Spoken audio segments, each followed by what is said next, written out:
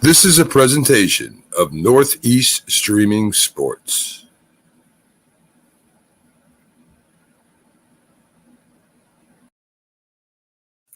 You're listening to the Captain Jack Sports Show on Northeast Streaming Sports.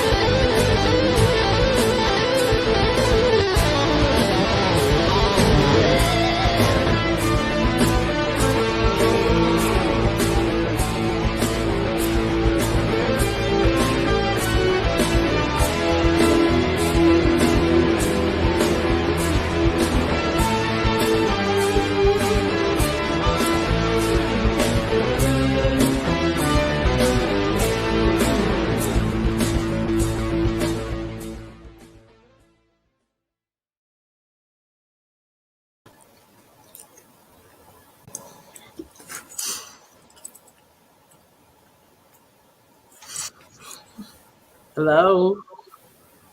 Hello. Wait, okay. Yes, I'm here. We see you. All right. Ladies and gentlemen, mates and wenches, I am the captain, and these are the wenches, plus one upcoming, may or may not, and a semi-wench, as I sure will hear from our boy Daniel tonight. Unfortunately, our wench, Angria, will not be able to make it this evening. Okay. However, there will be a special appearance by Little Jack. Okay. Because I'm babysitting him. Okay, well, I was going to say then there'll be Little Jack and Jack, you and Peggy, and then semi-wench. Yes, Daniel. she'll be here. Yes. Daniel, who I don't know if Daniel is going to be wearing a sun. Peggy, did you see that, by the way? What? Which one? When Daniel is our kind of like extra wench, he has a sun hat, and last time he wore like a shower curtain muumuu. It was very sexy. Bringing some color to the broadcast, no doubt. Definitively. So we said, in fact, it was Heidi herself that said that if you're going to be a wench, extra wench, you got to dress appropriately. So he did. That's right. Wench clothes required. I wanted to start the broadcast, though, by a moment of silence for a icon and a visionary in the Raider Nation who passed away yesterday, and that's Black Hole Rob Rivera. And if anybody's been in the nation and following the nation for the last couple of decades, he's put together a nationwide network of black hole clubs in a bunch of cities. They have sponsorship, they have rules. They were really an alternative to the booster clubs. And it turned out that we worked well together. I just wanted to extend all of our condolences to his family, Raiderette Donna Marie, and everybody who knew him and worked with him and loved him. So therefore, I wanted to really start out this show, I guess. Well, Heidi, you know, you're the captain here. What do you want to talk about tonight? Well, let's start with that moment of silence. Yes.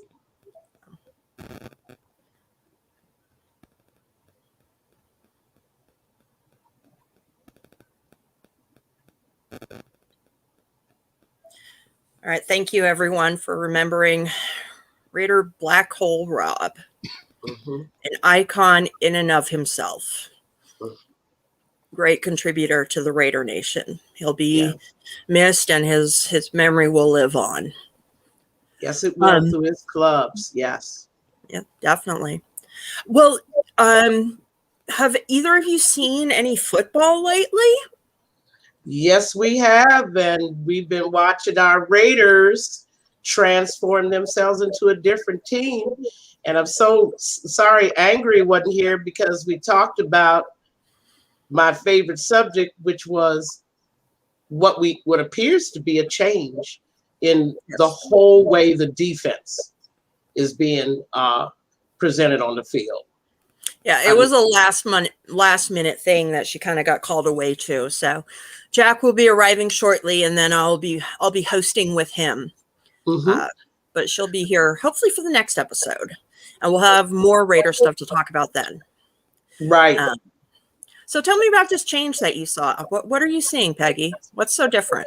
Well, for one thing, I see a discipline that I hadn't been seeing in the last, well, I always say 20 years, but certainly during the Gruden tenure. I see guys that know where they're supposed to be on the field, they know what gaps they're supposed to cover, they're staying home when they should, and as a result, they're in a great position to make tackles, make stops.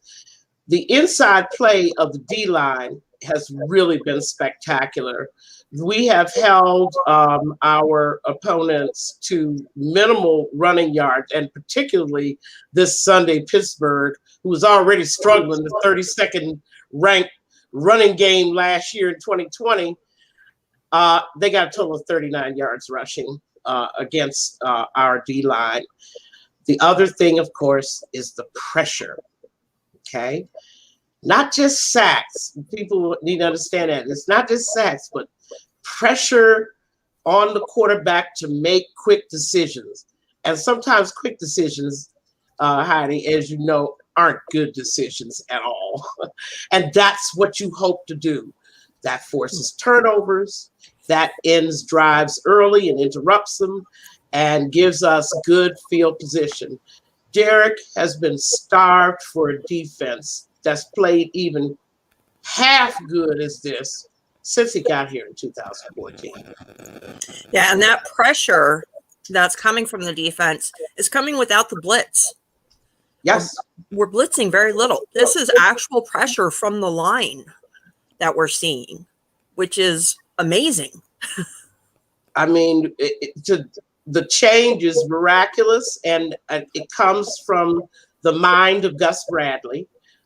Everybody knows I'm not a fan of Bradley, but I knew he would bring some sanity to this defense. And the thing Angria was going to talk about is the young players in the secondary, the discipline, the focus, and particularly our poor little guy, Abram, who was all over the place last year, had no clue where he was supposed to be, what he was supposed to be doing. He was throwing his body around, making mental mistakes. We're not seeing that now. Not tackling. Yeah, that was another thing, but that was the whole defense. I think they had lost complete confidence in Gunther's vision, whatever that was. But other than that play where Najee stiff-armed him out of the way, he played a solid game yesterday. We saw Corey Littleton get involved. He was handling his gaps. He was making tackles. We saw an interception, by a bunch of guys out there in the secondary. I don't really know that well. I think these are Gus Bradley guys, Heidi. What do you think? I mean, he's starting to bring in guys that he trusts to run his defense. The interception was by Mullen, so it wasn't a Bradley guy, but it was Bradley that taught him how to be in the right spot for that interception. Because if it was Gunther's defense, God knows where he would have been and who he would have been on.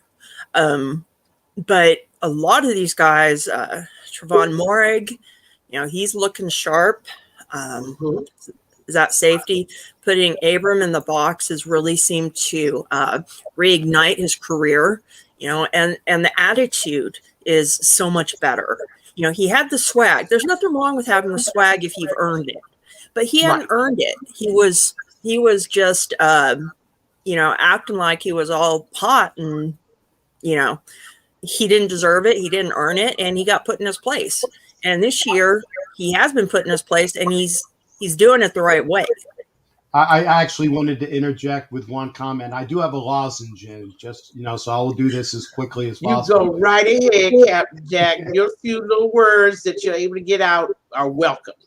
I'm just saying, when you're talking about if where would Mullen be if it wasn't for, I was going to say if Gunther was there, Mullen would probably have been running around with his computer and his abacus and his slide rule trying to figure out where the hell he was supposed to be instead of reacting and making the play like he did.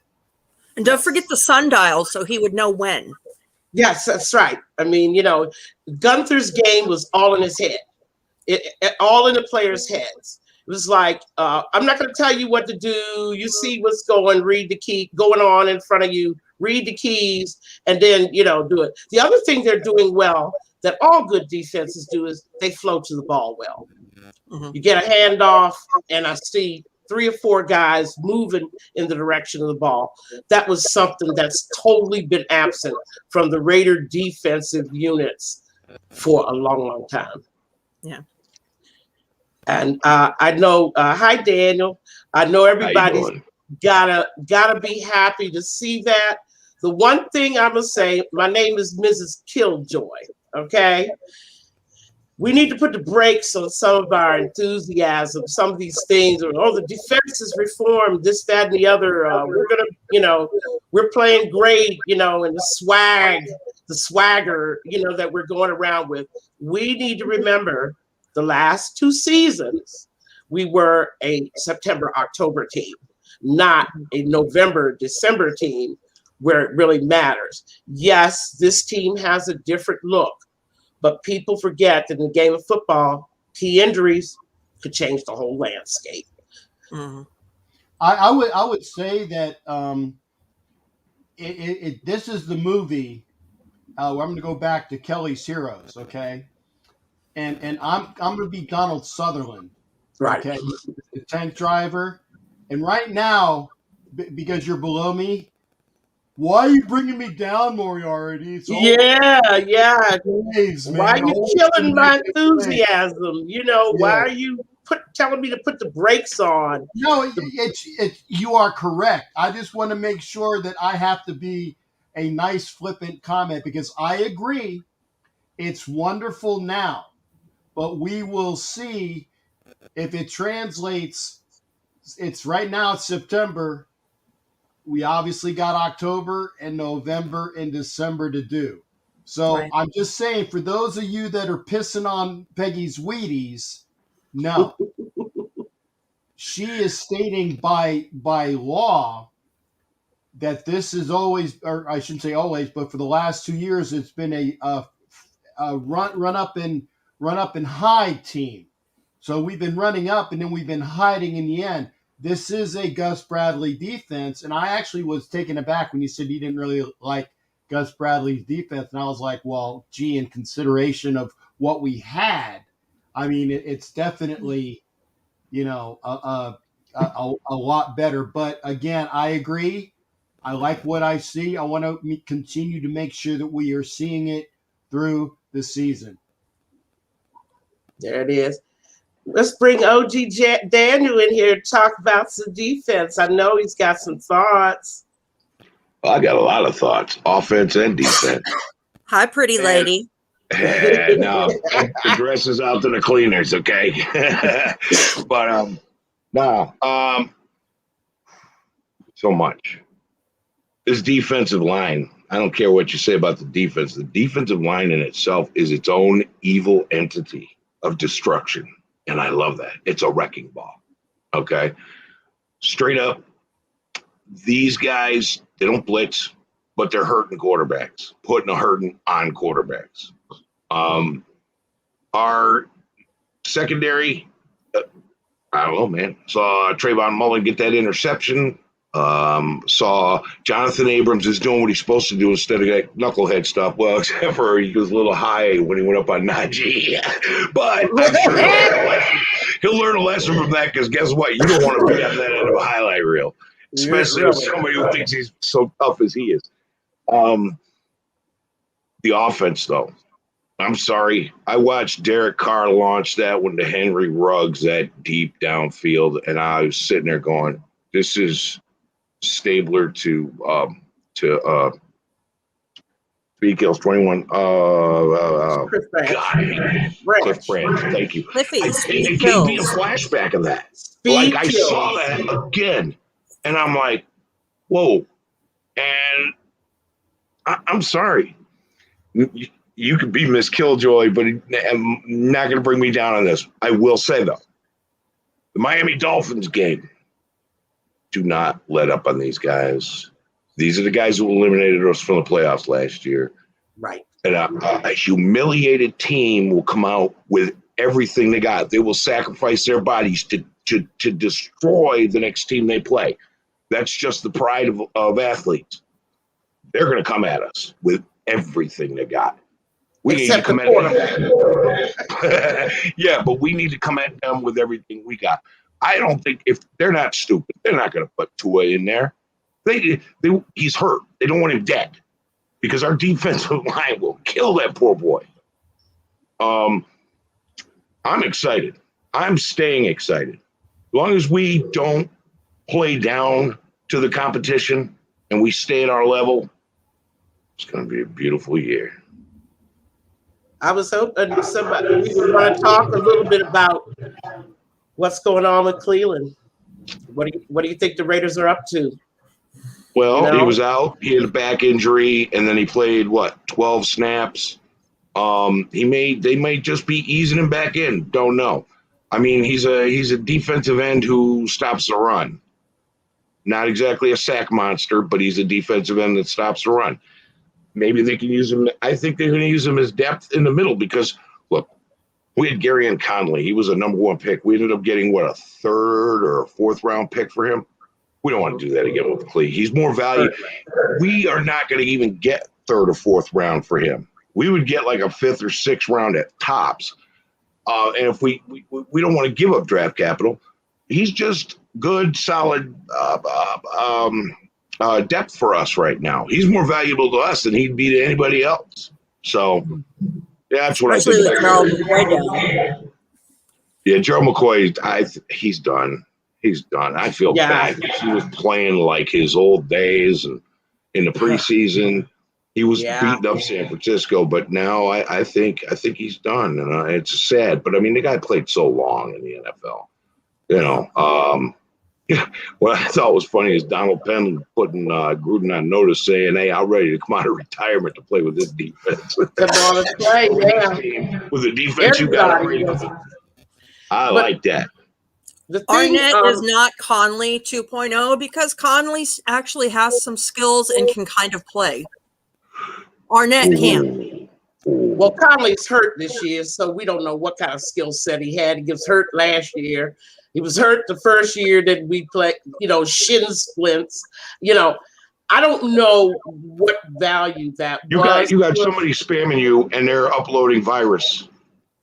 Jack, I go got in him. the chat. I got him. I got him. Oh, okay. That's cool. I wanted to also focus back on the offense. You made some really good points for me that brought up some things. And again, I've said to you, Heidi, in another show, remember, I thought that the improvement of the offense and the improvement of Carr and basically the offense being the only unit that we could count on this team, Gruden has done everything that he said he was going to do with that unit. I've always been proud of them. I'm a little concerned about the run game, but that's going to come with the development of the O-line. I'm also concerned about red zone performance, and particularly first and goal. And I'm kind of scratching my head. I know other people in the nation are too, is why we haven't developed a heavy jumbo package with one of those big backs that are just standing there on the sideline. What is his name? Regas or Regas? Regas. And I of course, we use Ingold sometimes in those situations. I mean, we can't get away from that. We have to power that football in when we get that close to the goal line. And I'm afraid in the first two games, I haven't seen it. We would have won. We would have scored 40 points if we had the kind of red zone execution that we needed. Yeah, And we lack didn't of have a penalties. help. Yeah. Penalties killed us in the red zone a couple times. Yeah. Between Leatherwood and Colton Miller. Yeah, that was a surprise, Colton, especially that illegal man downfield penalty. I mean, I'm like, Colton, and let's talk now about the criticism being thrown at Colton was headed to Philly. People were kind of disappointed with the Leatherwood pick. So the people that were disappointed with it are coming up with this, Leatherwood this, Leatherwood that. Does anybody remember what Colton Miller did his first year here in 2018? Pretty much fell apart. Had 27 sacks yielded, 8 penalties, 6 of them in the first 8 games, 4 false starts. We have to live with that when we have a rookie on the O-line. I mean, it's just something you go through. It's a development process. If Colton Miller got that kind of time to develop, I think so should Leatherwood. So, all the things, the little dingbats that are being thrown at him, I think we just have to grit and bear it. We have to go through it in order for this guy to develop. And of course, I agree with you 110%. Look at Jonathan Abram. First year, out injured in the first game. Second year, half of the first game, did some bonehead stuff. He did some real bonehead play. This year, looks like a professional. Yeah. Looks like a real pro. I'm really happy for him, and I really want to see it. But everybody was thrilled, and Carr, like most NFL quarterbacks, has a little trouble trusting receivers. When I saw him hook up with Ruggs like that, when I saw him hooking up with Brian Edwards, a guy that, Heidi, you remember I told you he was a guy to watch, and sure enough, I think he's going to be a real part. When Carr starts trusting these guys and starts spreading that ball around, having all these receivers, and the use of Foster, Moreau, and Carrier, I just love the strategy and the play designs that I saw in that offense. But as I said, Gruden did what he said he was going to do. And he's made, we just have too many weapons. I don't care how good a defense is. Fourth quarter, we're going to wear them out. We have a cameo from Angria. Yeah, I just wanted to say, Peggy, you're 100% goddamn right. We talked about it earlier today. I wanted you to talk about your guy, Avery. You effing. Sorry, I forgot. Can't you block him permanently? Oh yeah. Are we still getting the spam? I blocked them as when I seen them. So, and I was going to actually interject about the Browns, but then the third Japanese person with nastiness came on. So I will be very adept on trying to get that out as quickly as possible. I will say that A Skip has a lot of bluster talking about the Browns, and he is more than welcome to call in and talk to the ladies. And I will tell you this, Matt, I am a lot nicer than they will ever be to you if you're going to talk about how great the Browns are. I'm just saying, if you'd like to call in, and if anybody wants to call in and talk about their team, the number is 813-699-0834. And I will put that on here in a little bit along with the link. So folks, you got Peggy, you got Kevlar prom dress, aka Heidi, you got an upside down Angria in and out, you got our semi wench, the cross dressing Daniel, and they will be a hell of a lot harder on you talking BS. They will agree with you when you have good points to say, but if you're going to talk some serious shite, you better be able to back it the F up. That's all. Or be devoured. And I want to say one good thing about Cleveland. People may argue with me. I think they have the best 1-2 running punch in the league. Absolutely. And I also think for the first time in decades, they have found a real coach. You can't beat Chubb and Hunt. I mean, you know, if you're a defense, you're just shaking in your boots because you know that if Chubb comes out, then I got to deal with Hunt with that slashing running style that he has. And then Chubb just makes creases into holes. I really think, but that's the only good thing I'm going to say about Cleveland. Other than that, you got an overrated quarterback. I will be asking questions about that Chiefs game. Hard questions. Mm-hmm. They have to be asked. Everybody was happy to see the Chiefs lose Sunday night, though. Yeah. And I hope Raider fans noticed how many points that Chief defense gave up. I mean, a lot of points. And that Chiefs run defense is suspect as it gets. Yes, it does. And the days of us shaking in our boots, oh, we got to play the Chiefs 2 times a year. I never bought into any of that. But nevertheless, the Chiefs are not the Chiefs of 2 years ago, invincible, unbeatable. Not anymore. Well, the reason they became beatable is because the Tampa Bay Buccaneers studied our film on them, I believe, in the first game we played. Mm-hmm. And they played it exactly the same way we did. That's right. I absolutely believe we can sweep them this year. I think we can sweep our entire division. I believe so too. And that, although watch out for Denver, not necessarily their offense. I love the fact that Teddy Bridgewater has found a new starting job and a home, but that's Vic Fangio on that defense.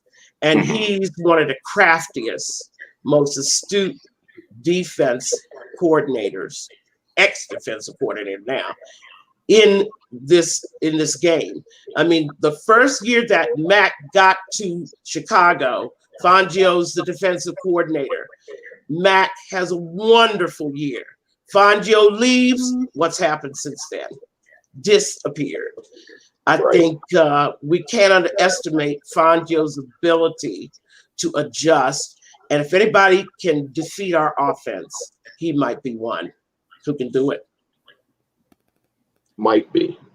Yeah. Everybody's talking about the team losing a couple of their key players. Jewel, who had 110 tackles last year, and Jerry Judy. I'm sorry. Judy, yeah. Jerry Judy footwork videos. You see those things? Oh, he's stomping all over the sand. That's great. Great footwork. But your hands are like cinder blocks, bro. You drop halfway. Bro. I mean, I can't see. I didn't see any integration of Judy into that offense last year, and they claimed everything was going to be different this year. But once again, they're throwing and targeting him, and he's not catching the ball. I don't know what to say. Non-factor. Because it's happening to the Broncos, I had a smile on my face. Yeah. Always when it's the AFC West opponent. And I'm going to tell you something about Chargers that I think Herbert's going to miss Lynn. And I say that for a number of reasons. I mean, when a young quarterback comes in, has the kind of year that he had last year, and then you snatch his offensive coordinator and his offensive-minded head coach from him, there's going to be an adjustment period. Are they trying to impose a new offense on him? I don't know. He hasn't looked sharp like he did last year. And my fear level of him has gone down slightly. Heidi, do you believe in the freshman there wasn't tape on him last year. Yeah. Heidi, do you believe in the sophomore curse when it comes to Herbert? Possibly. Like I was saying, there's tape on him now. There wasn't tape on him last year. And, some of his, weaknesses have been found out. Yes. Just like the Chiefs, some of their weaknesses have been found out and figured out. And good chance the Chargers are not going to be as strong as they were last year. There's a period of adjustment, and yeah. So we also took their defensive coordinator and some of their best defensive players and their defensive yes. all the coaching staff. Well, I'm not worried about them. Hey, Neil, we're not going into Denver in the late fall. We're going into Denver in about 1 or 2 weeks when it's actually, dare say, warm. Okay. And so don't worry about that. Let me get that phone call while I see it. Well, and the other thing is, I briefly mentioned Bridgewater at the top. I mean, I have always seen him as a solid quarterback, not fancy. I mean, as far as I'm concerned, he has all my respect. Knee injury and rehabbing and bringing himself back up to physical health. But I feel like he made a mistake when he left New Orleans. Carolina promised him a starting job. They had him 1 year, and then they're going out and getting a guy like Sam Darnold to replace him. I mean, really? But he found a home in Denver. Huh? Sam Darnold's been solid for him, though. Yeah, they got good coaching down in Carolina. And their defense is scary. Okay, timeout. The chair recognizes Captain Jack. Yes, Captain Jack. I just wanted to let you know that we got Houston Raiders Steve on the line because I wanted to make sure that you guys knew he was there. Steve, you are on with the Wenches and the mini wench, Daniel. What do you got going on tonight there, Steve? I tell you what, I'm still on cloud nine. I just want to say Raiders. Hang on a second. Yeah. I'm going to turn up the volume so people can hear you. Let's try that again, Steve. Go ahead. I was going to say, I want to hear a loud Raiders because we went in there in Pittsburgh and we kicked some tail out there on Sunday. Those Steelers fans were thinking they couldn't believe that they were getting their butts kicked. And when Lutz made that catch, we were all jumping up and down, yelling as loud as we could. And the Steelers fans, they thought, okay, we're not going to come back in this game.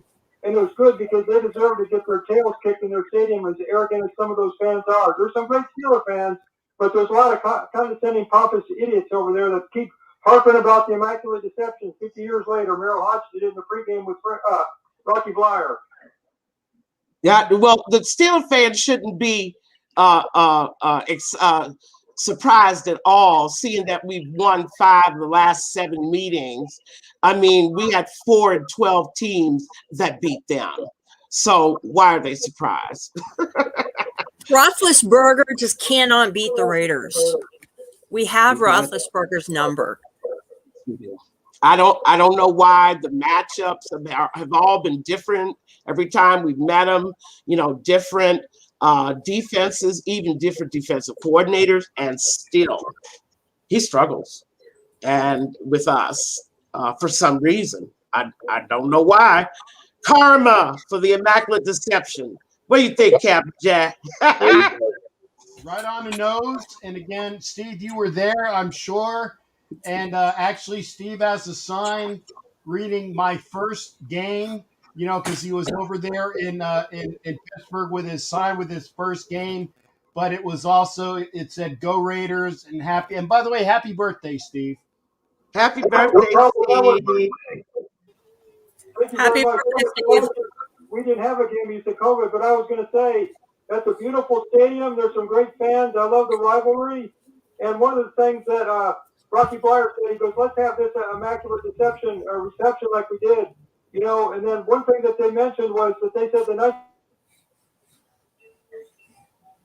we lost. was their best team, but Rocky was hurt and so was Franco. But they said that Rocky Blyer didn't see the touchdown because he said, we're screwed, we're not going to win this game. And he said his back was to he was looking at the stands, and all of a sudden the crowd went crazy and everybody ran down the field and he ran down there. But he said that, you know what? He says that was just a great game in the rivalry. But I tell you what, they still live in the past with that Immaculate Deception. They all were flashing that thing about the first win by the Steelers ever in postseason against the Raiders. So I tell you what, it was good to see them eat some humble pie. But I want to tell you one thing.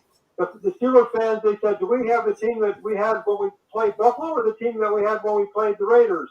The fans were turning on Roethlisberger. They were so pissed. They said he doesn't have the football, and he should have hung it up last year and not come back. I do actually believe that Roethlisberger is playing a year too long, and I agree. And he got a fantastic. Well, he was lucky enough that they gave him a contract worthy of a starting quarterback.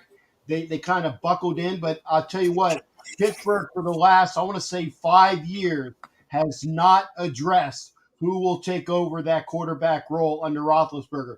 They've got Mike Hobbs. They've had the kid that likes to swing, helmets against defensive people. I can't remember his name.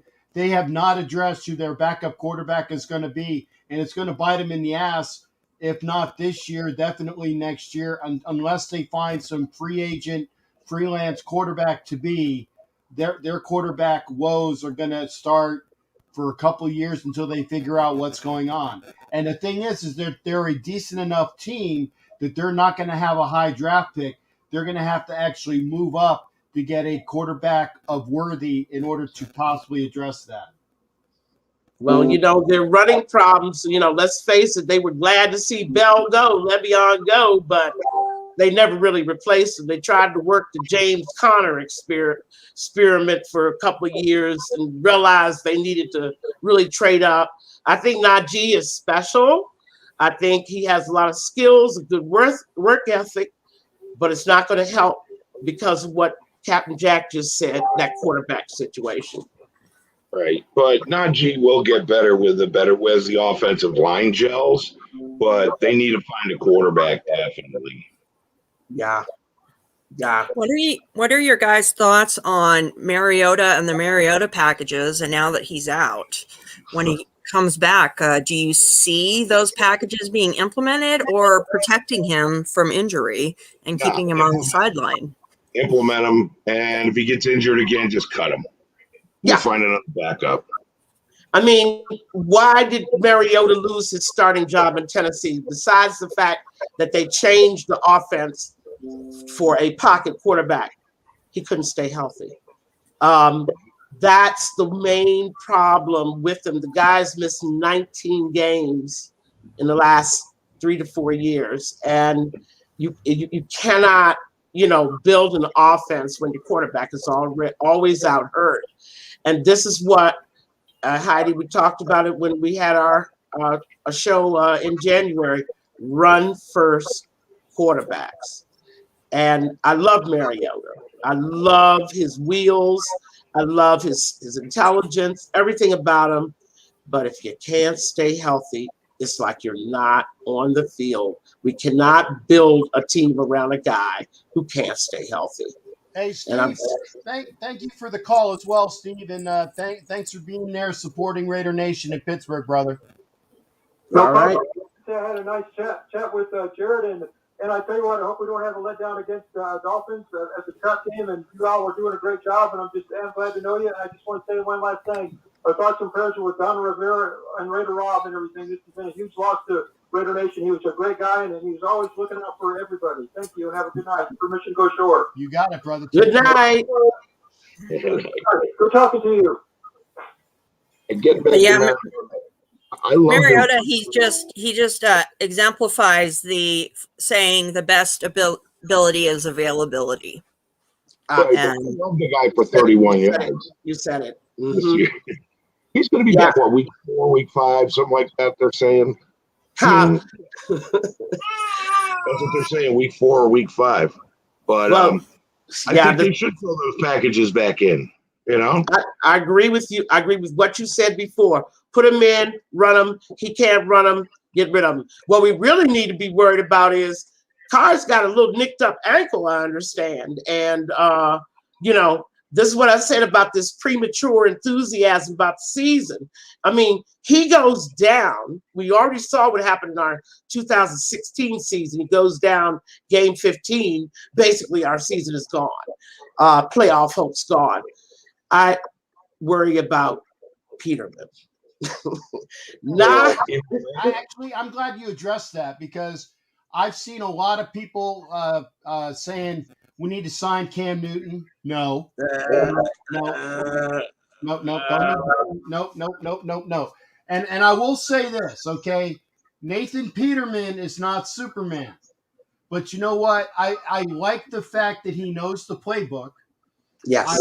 I like the fact that he played all of our preseason games with an offensive line that's not even as good as what we have up front now, although a lot of them are playing now because a lot of our guys are hurt.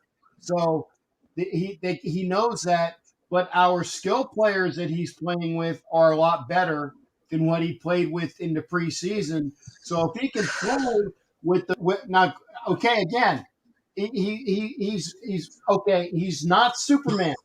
He's like maybe Clark Kent, but Clark Kent had a good job at the paper. And I think he's a decent reporter. And if, God forbid, if we have to see him play, I like our chances with Peterman more than I like our chances with Pat. I'm rubbing McGroin, okay? Well, what we had with him. And to be honest, I like that as well.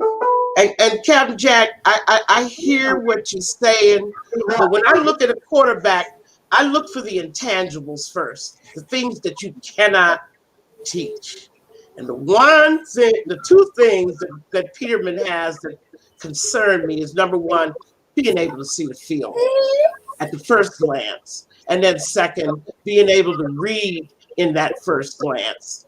I hate to question a person's intelligence. I've seen brighter quarterbacks with less skills than Peterman. That concerns me about him. Go ahead. Yes, Dave, we did sign someone to the practice squad. It is a young man that we actually had on the practice squad or on the spring roster, Kyle Slaughter. Sloter, Kyle Slaughter. He's been around, but he's never played an NFL snap, regular season. Gentlemen, I'm looking at the 701, and I think I know who this is. Is this my Browns are the greatest thing since sliced bread? Matt Bouchon, are you there, Matt? I'm here. We're doing pretty well. Last year was a good year. This year we're 1-1. We held Kansas City for 3 quarters. You know, we whipped up on the Texans, and I was rooting for you guys against, you know, the Raptors and the Steelers. You know, you guys are you're good so far. I'm not doubting that. Just that you guys get a lot of injuries. You know, Mariota's hurt. So No, I mean, if injuries pile up, you know, you can't replace them all. You know. I got you, Matt. But here's the thing: I'm gonna do and dig down deep, and I hope I don't screw this up because my voice isn't the greatest that it is. I'm gonna go deep here, Matt, and I'm gonna pontificate and try to bring out my Denny Green right now. May he rest in peace. Okay. You said it yourself. You had Kansas City for 3 quarters, and here it comes, Matt, and you let him off the hook. You let him off the hook. Oh, that's the Captain Jack. That's the Captain Jack rant. He's not that good. But I want him replaced. He's not really that good. He's like your guy from last year. No one really likes him, but I don't know why Stefanski still has him on board. Okay, now who are you talking about that you want to have him let go? It's I forgot his first name. It's Wood. He's the defensive coordinator for the Cleveland. Okay. Well, yeah, he hasn't been. You know, he let that game kind of go against Houston. You know, on Twitter, on all of the Browns groups. I mean, we said fire him. We gotta get rid of him. You know. Yeah, I was gonna say Paul Gunther was available. You could have had him. Oh, no, we don't down. They done seen him twice, right? When he was with the DC with the Cincinnati Bengals. I have a question though for a Cleveland fan. What's happening with OBJ? What's going on? I think we're gonna trade him. I honestly think we're gonna trade him. Really? You know, yeah, I think before the trade deadline we're gonna trade him. so is he healthy and inactive? Is he healthy? The game for the MCL tear or sprain or whatever. I mean, can he pass a physical? I just have to ask. He probably could, but maybe they're not. They're just trying to figure it out. I think the only thing that OBJ can pass is the Ducci down the left-hand side. Yeah, but honestly, OBJ, I think they're gonna trade him. I think. But you want to know who's a good quarterback right now? Yeah, sure. Stat-wise, as Captain Jack knows all about analyzing stats. Okay. Baker Mayfield has some good records right now for stats, for cleavage, attempts. You know what I'm talking about. I got you. And who actually leads the NFL in yards passing right now? I think Derek Carr, I believe. Yeah, okay. I just wanted to make sure you saw that. Well, leading the yards passing is different than my guy has more completions, but we're not going to argue. And less penalties too. Less penalties. Whoa! Are you saying that Baker Mayfield has less penalties than Derek Carr? I'm talking the team-wise. Brown's team and the Raiders. Okay. Hey, Matt. Does he not know who we are? When have the Raiders not been the top 5 in penalties? Well, I forgot about that. Okay, so I mean, come on now. Everybody knows the league has us on the top of the list when it comes. Make sure you get the Raiders at least 5 penalties. That's a handicap. Toss the laundry. Right. Okay, now and again. Yeah, you're right about that. You know what team right now is bad? Minnesota. I was gonna say that Peggy did say, and I know that Heidi also knows that she gave you guys a job as far as the best running back tandem in the league right now sits in Cleveland with Kareem Hunt and Chubb, and she said absolutely. That. Yeah, exactly. We're the best running game in the league. Now, if you guys in the wintertime, when you guys come to Cleveland, and if your defense stops our running game, I'll be very impressed. It happened last year, and we beat you in the running game because nobody could throw a ball because of the wind. Yeah, It is what it is. Beat you with our running game. Y'all couldn't beat us with yours. Right. Because the wind don't have nothing to do with running the football. That was the autumn wind. The first like week 1 to week 6, then it goes. You know what I'm talking about. No, nothing. I'm not making that up. Okay, I got you now. I tell you, Matt, and I know you will. I know, Matt, that you watch religiously because we all know you're here, and we appreciate that. So, and we know that you will continue to watching and give us a breakdown of what is going on with the Browns. As of right now, like I said, looking at what they got in that division, okay, we've already beaten the Ravens and the Stillers, okay. We got exactly. I appreciate it. You guys did good. We got the Browns left, and we got the Bengals. And by the way, don't sleep on the Bengals. I think that might be a trap game as well. They're like the Falcons. They're gonna be spoilers. They could be spoilers, but again, Matt, hey, and again, I appreciate you calling in, brother, and it's always a pleasure hearing from you, man. You too, Captain Jack. Be well. You guys have a rest of your good night. All right. Good luck. Take care. Take it easy. Unfortunately, I have to limit. I have to slip out now. I have West Coast clients, and they're always on the phone, and they're on the phone now. But I really appreciate Heidi. You know, I always like to be on with you. And the captain is my captain, and it was very, very good meeting you as well. And I hope to be on a show with you guys again real soon. We'll do this two. It's always an honor. Right? Oh, I appreciate it. Always an honor. Thank you so much for having me on, Captain. Hey, Talk to you soon. It's our pleasure, honey. You have a good night. Every time. We love you, and we got Heidi, and we got Angria when she's I'll be back. Bye-bye. Bye. All right. Question. Paul Gunther is with the Vikings now. How they doing?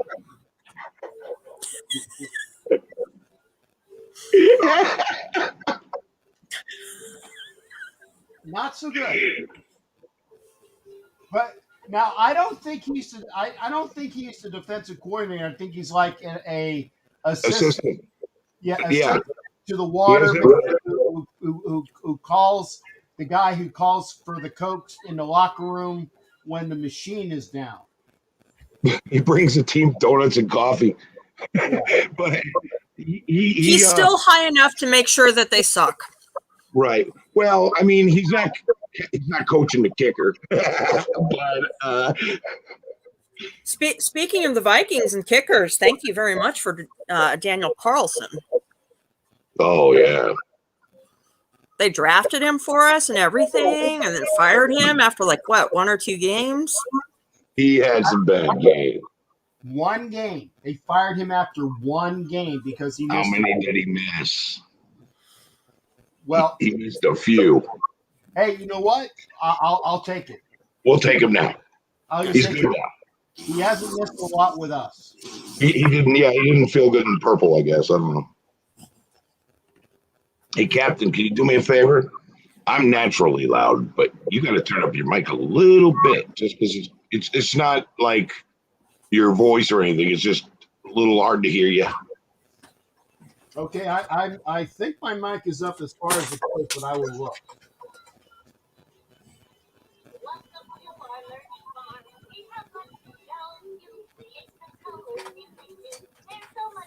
So Heidi, sporting that mohawk. I got the reverse mohawk. What do you think? Looks good. Looks really good on you. Is this better? Is this a little louder? Oh yeah, better.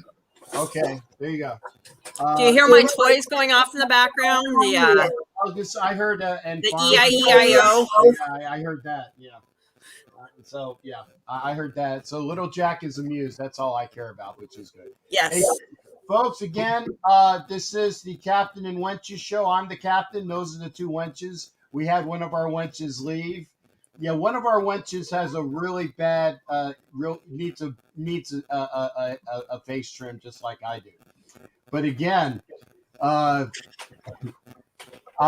He looks good in the proper light, like when there's like black light or in the corner, and don't ask him a question or we're going to be singing the Lola song.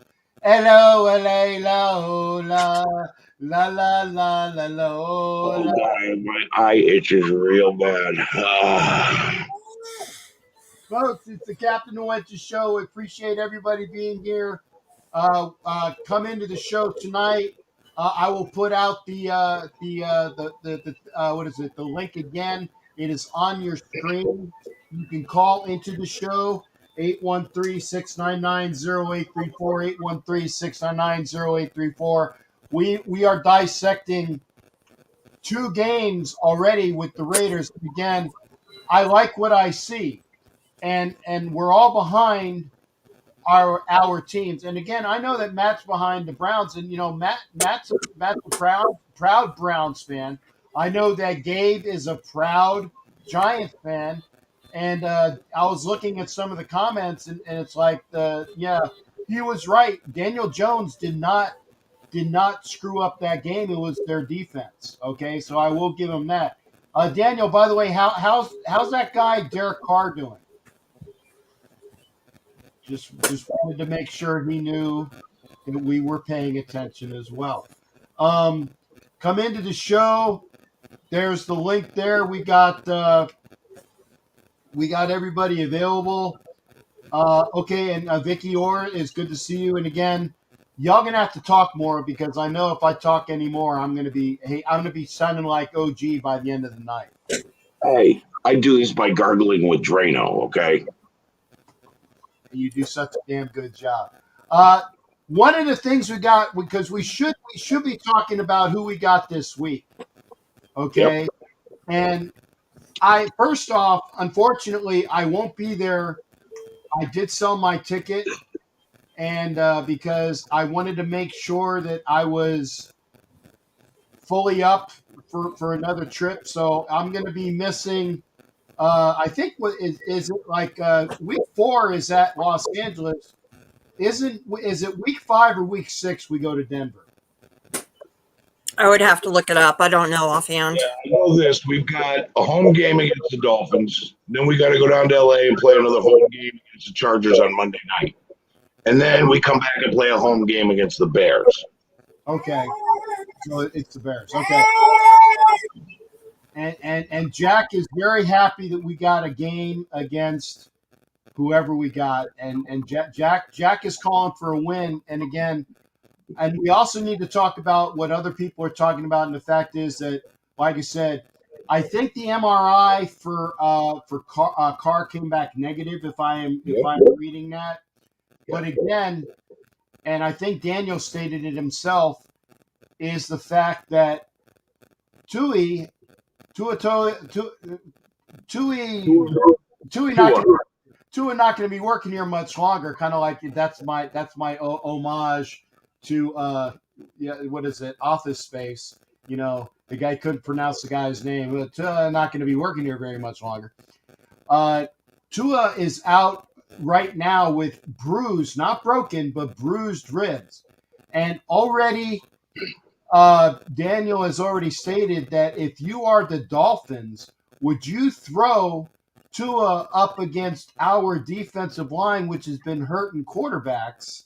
And that is both with a young quarterback by the name of Jackson, putting him in his place, and then also with an old statue back there that was hurt quite bad. So, I would say no. And by the way, Thumper's World said, are the Chargers even going to have? No, I said the Chargers are the only team in the NFL to play 17 away games. They are the only team in the NFL to play all of their games are away games. And that is the truth. So there you go. Well, here's a scary thought. So let's say Tua does play and Tua does get hurt, for real hurt. All right, so the Miami Dolphins, who have a lot of money, go and trade for and throw some bank at Deshaun Watson. We make a trade for Tua as a backup and turning him the Raider way. Just a thought. He'd be reunited with a lot of his teammates. Josh Jacobs, all these guys from Alabama. Wouldn't that be interesting? Very far-fetched. Yeah, I love far-fetched. Yeah. I'm a storyteller, man. I love the far-fetched stuff. Yeah, I can't see that. I mean, I can see the first part, although even that is far-fetched when, you know, and again, if you're talking about Deshaun Watson, I think the Texans are being smart that they don't like to have the negativity of what would happen if they have a quarterback. And again, everybody is innocent until proven guilty. I get it. But there's so much smoke in that kitchen that you can't get in the kitchen when it comes to the allegations against Deshaun Watson. Right. And I think that they are being smart by saying he's not going to play for us this year. I don't even think Miami is stupid enough to trade for him.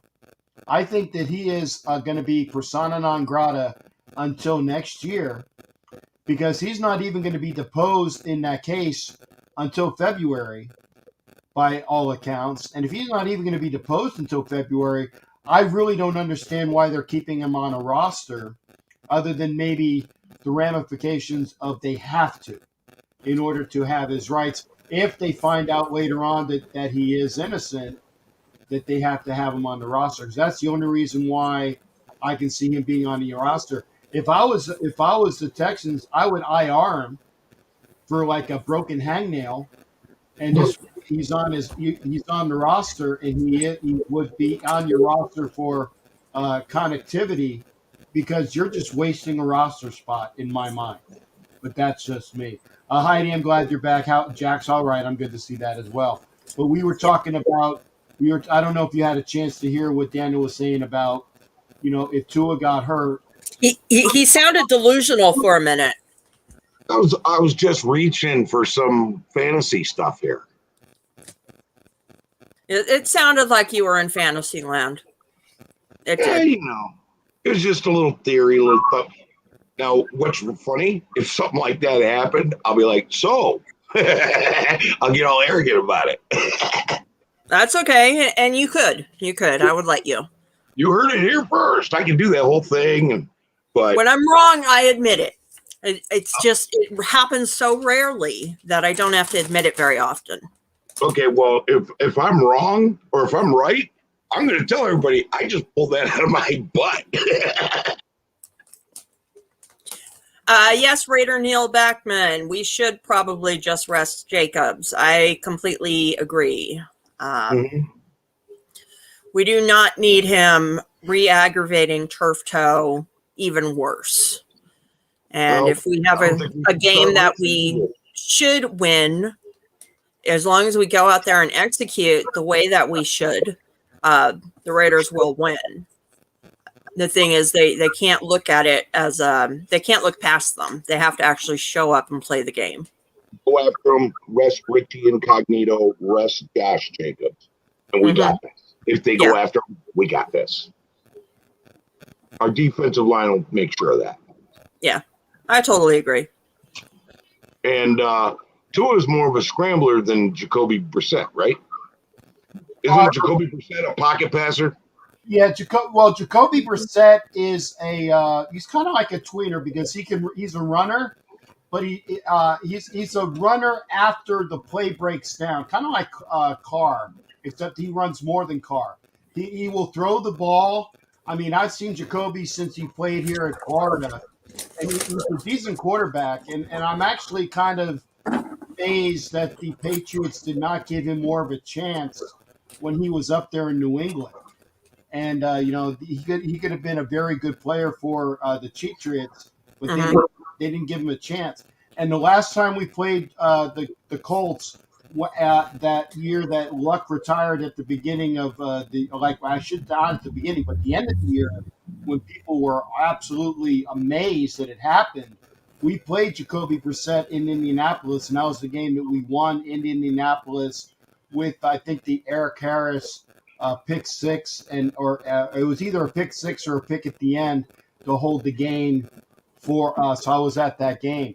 Jacoby is a decent quarterback, but I actually think he had more weapons in Indianapolis than he does have with the Dolphins overall. Dolphins got some decent weapons, but I think the Colts had more.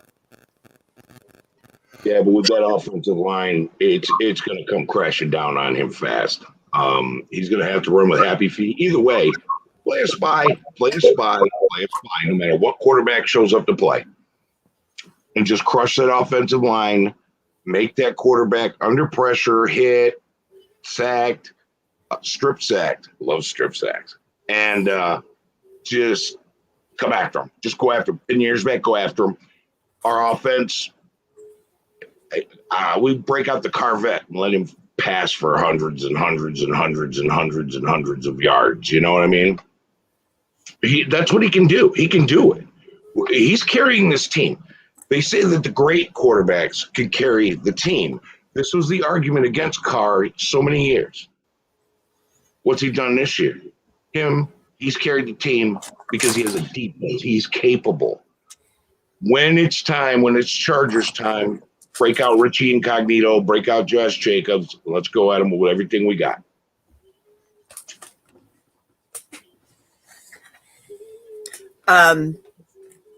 I know that we've talked about the defense and the defensive line, but I think we still need to address the absolute monster that Max Crosby has become.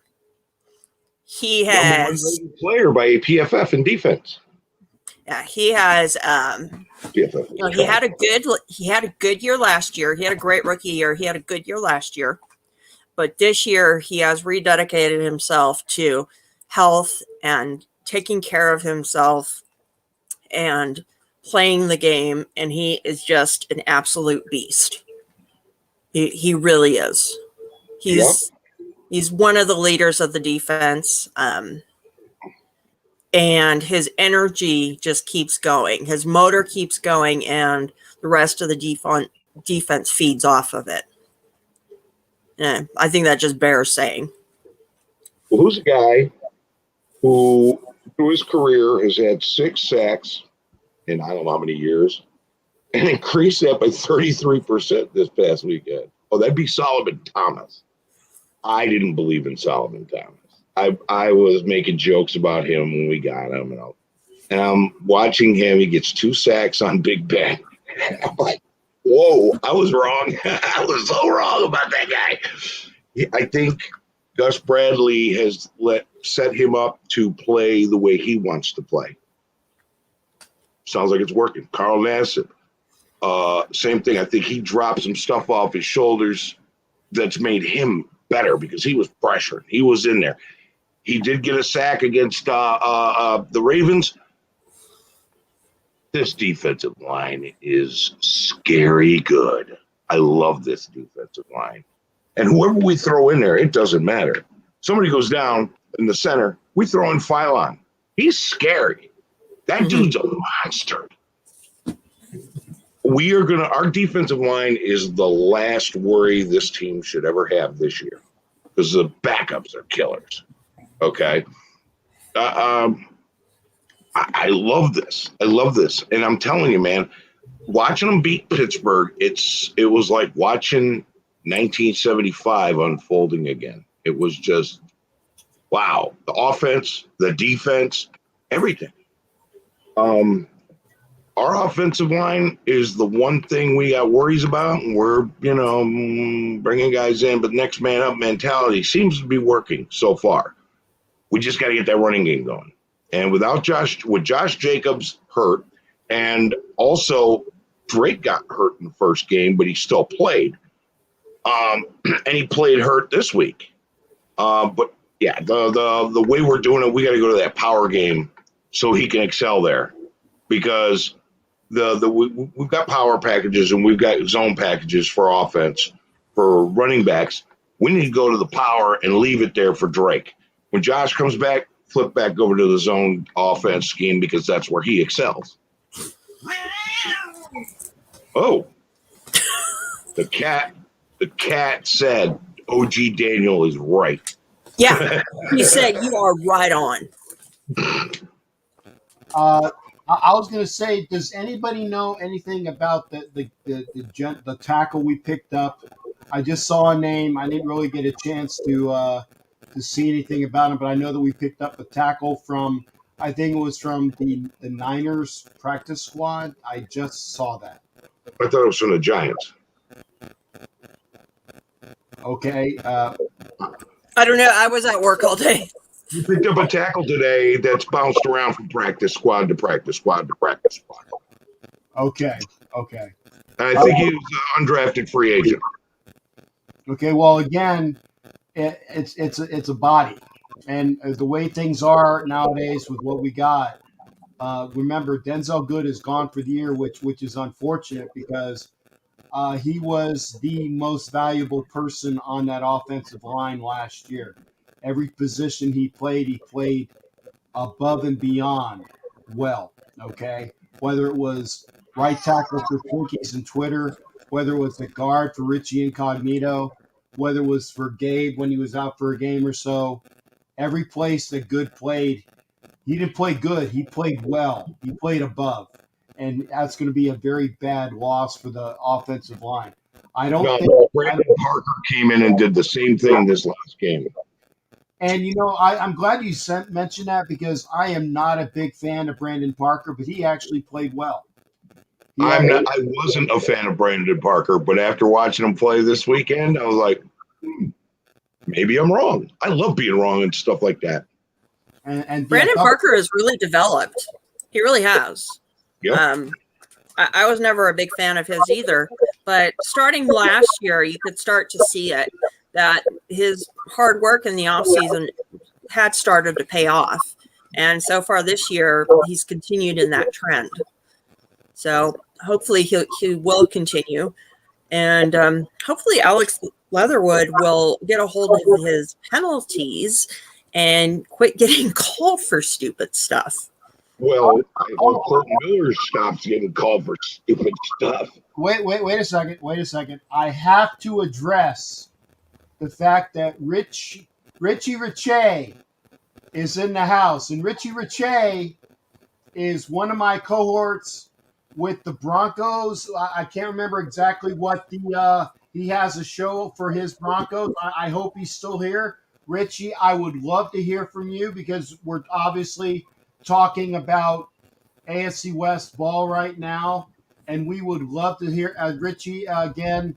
I enjoyed getting a chance to be on the show with him when we were talking about we were doing like Raiders Broncos preseason talk about the team. Hopefully he's still there, and I'm hoping that I can have him come in. The link, I'm going to put up the link up again, Richie, because I would love to have him join us tonight. Again, apologies, guys. Just wanted to make sure. I saw him, and I'm like, oh, I got to address it. Go ahead, folks. The tackle we picked up, Barton from the Giants. Mike Sarah pointed out he also played for the Chefs. And this guy is like 6'7", 302. He's got the size. Maybe we can develop this guy into something scary. That'd be nice. He's young. He's a young player. He was a UDFA. But yeah, Mike Sarah pointed out. I couldn't remember his name. He got it. You hear about Sean Penn or not? Donald Penn. I'm so old. Yeah, I've heard of Sean Penn before. No, well, that's Madonna. Yeah, no, Donald Penn. He put Gruden on notice, saying, "I'll come out of retirement to play for this team with the defense you got." Okay, and folks, I'm very happy to say that we got him in here because I goaded him enough in a good way. I want you to welcome. Folks, I'm very happy to say that we got him in here because I goaded him enough in a good way. I want you to welcome. I'm very happy. You got to check very happy to say that we got him in here because I goaded him enough. You got to turn down your stuff, Richie, because I'm hearing myself, and God knows I hate myself the first time. I had you on YouTube already, so I turned you off. Thank you. Don't turn me off.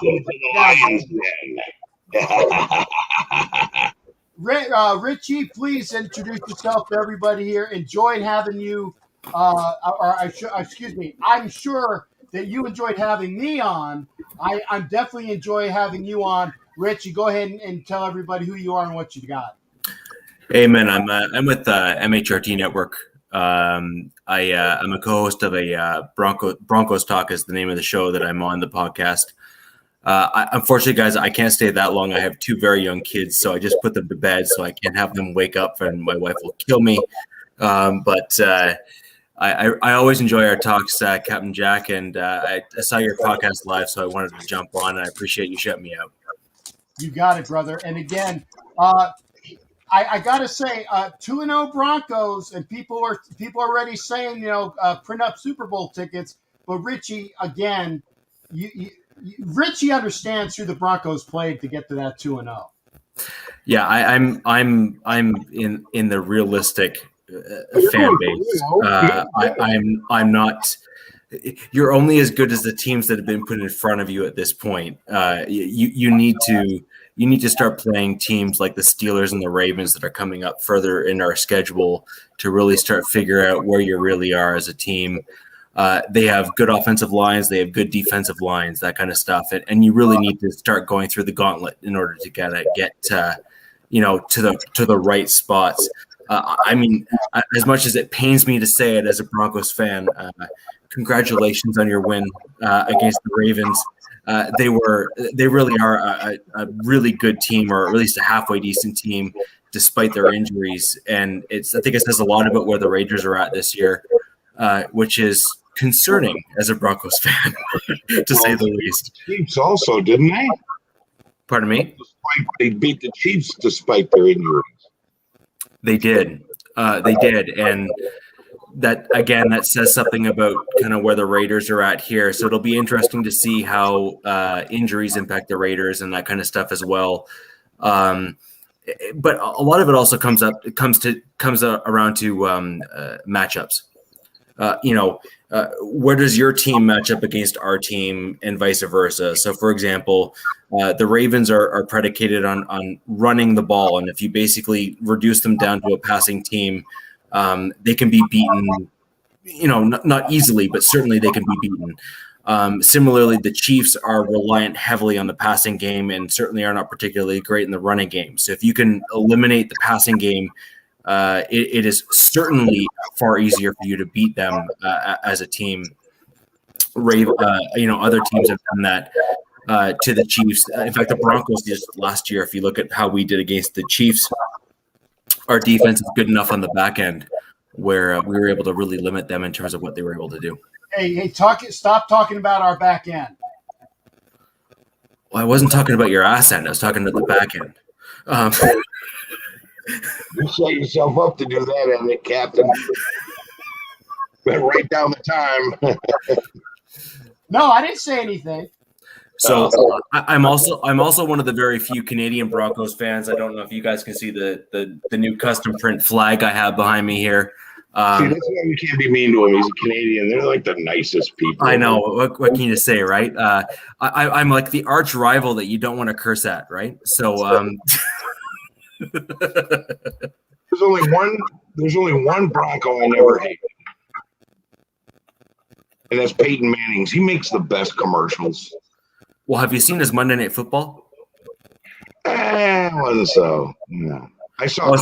I really like the breakdowns that they're able to do personally, not just because he was a Bronco, but just in general. I'm compared to some of the other fans, I'm actually leaning heavily more on the technical side of things.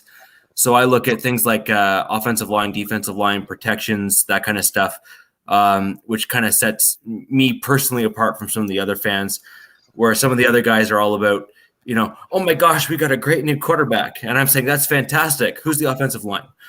So I'm kind of more on that end of things. And that's what kind of sets me apart from some of the other fans. You got it. I prefer with Peyton Manning, cut that meat, Better than his Monday night stuff. And I would like to say, folks, if you want to get good information about Denver, okay, make sure you head on over to MHRC Network. It's Rich, and this is wonderful. What's it? The 7-foot Mexican. So he's the show that I'm on is Broncos Talk, and we have to be pretty close to the tallest overall podcast on the internet.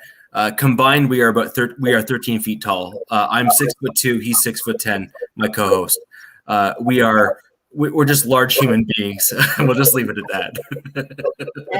and I tell you guys, I'm hoping that we can figure out when you guys can go to a Raider game or vice versa, because I'm not going to go unless you go, because I want that picture. I want to be in the middle between you two. It'll be like, the Rocky Mountains and I'm the valley in between. Okay. But and they might, and even, or if they put me on like a box just so that they know that, and you can see the picture of the box that they put me on, just so I can go and give them hugs on the side. That's what I want to see. But yeah, in my previous job, they used to call me one of the two towers because I was quite a bit taller than everyone else. And it was me and another guy. We were 6'4" in the office space. So again, we were both, taller than 95% of the office. So it's always been an interesting thing when I walk in and people find me by shouting over the cubicles, because I'm one of the few people that can hear them. Hey, and Rich, I gotta say now, who do you guys got coming up, and when do you see your schedule getting a little bit harder for Denver? For Denver, that's pretty easy, actually. The gauntlet for us is really the Steelers and the Ravens that come back to back. So we go. The next game is against the Jets, which I suspect we're going to win. However, I do think that a lot of Broncos fans need, frankly, for the Raiders, you guys come up with them as well. Their interior defensive line is excellent, and so is their interior linebacking core. So I think that they're going to give a lot of people a harder time that I think they're getting credit for right now, given the fact that they're 0-2. So I think the Broncos will beat them, but I don't think it's going to be a blowout like people are thinking. Where our gauntlet's going to come into play is going to be the Steelers and the Ravens. So that's going to be the 28th, or sorry, the next Sunday. So not this coming Sunday, the next Sunday. And then we play the Steelers on the Thursday Night Football, which is going to be another pretty tough game. Both of those teams are pretty good. And then you play the Raiders, and then you play the Browns. Week 4 through 8 is the gauntlet. Yeah, and those other two games, the Browns have looked a little dicey. I actually expected them to be a little bit better than they are. They've had some ups and downs, and frankly, I didn't expect them to be. I expected more ups from the Browns than I did the downs, and unfortunately, they've had some pretty down segments of their game. So I think the Browns are more beatable than I originally expected them to be, but the Ravens and the Steelers are the two teams that I'm probably the most concerned with. No. I haven't gotten to the Raiders yet, by the way. The Raiders are 2-0 right now, and I'm not going to lie, that surprised me a little bit. If I'm going to be honest. And again, I realize I'm like one of three. Okay, so I did not expect your offensive line to be as good as they are right now in terms of being able to protect your quarterback, given their age, the time together, et cetera, et cetera. So I think as a Raiders fan, you have to be pretty happy with yourself and where your team's at, because one of the hardest positions in football to field and put out there, despite the inexperience that you have there and the lack of cohesion that you have there with the time together, you guys have done pretty well. Okay. And again, and Richie, I appreciate you spending time with us, brother, because again, God knows I don't want your wife to be pissed off at you, because I have the door shut, so I'm hoping that provides me some protection. No, it does not. I'm just letting you know, but anytime spent, and again, tell the 6'10" Mexican I said hello as well. Tell all the people I said hi to you. And again, well, dude, thank you very much, guys. Come on anytime, brother. You are always welcome. Good. I appreciate it. It's nice to meet you, both of you guys. Thank you. Bye for now. There you go. Nice meeting you, Richie. Thank you. Richie. We're going to have lunch. We are going to have the Broncos for lunch. There, I waited till afterwards. I was polite. No, yeah, and the thing is that Richie is good to, if you think so, trust me, he'll take it. And we were giving it back, but again, it's and I mean, you as long as we're civil, but with you can be civil and snipey at the same time. Right. So, we're gonna have Bronco. We're gonna be eating horse meat for lunch. I mean, I think so, but that we will see, because we gotta figure out what's going on, because again, as I will admit with Richie, it is all about matchups, and right now, we got to figure out who's in our lineup, and we need to make sure that we keep our lineup as healthy as possible. As Peggy was saying earlier, you get one bad injury to a person who shall remain nameless, and it's not just 2016 again. I'll go back to a couple years prior. I'll go back to an injury again by a gentleman by the name of Campbell. And what did we end up doing? We end up getting some guy off the couch, paying him way too much money, and we still had a crap season. So I'm just saying, you got to keep everybody healthy, and things happen. Things happen in the world. I'm just saying, no. David Bowie and Queen wrote a song about our defensive line. Yeah, I got the song. Mm-hmm. That guy off the couch still managed to have a 4,000-yard passing season. Yeah, I get it, but the guy off the couch. Ooh, nice butt, by the way, Daniel. I remember a guy with a 4,000-yard passing season. I also remember a guy that we had before Gannon that would have like 5,000, or maybe not quite 5,000 yards. But it's the symmetry and the cohesion of the whole team, and it just wasn't there with Jeff George. It wasn't there with Carson Palmer. It just wasn't there. So let's hope that we can keep our people that need to be injury free.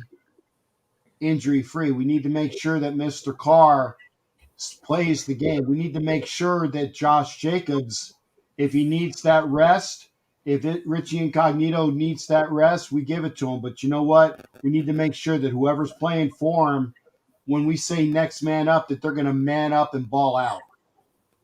We need to realistically, we've got zone packages for our offense, and we've got power packages for our offense. Drake plays a power package. Switch it. Go to the power package. Stop the zone, because he was missing cut. There were a couple of holes open. He was missing the cuts to the zone.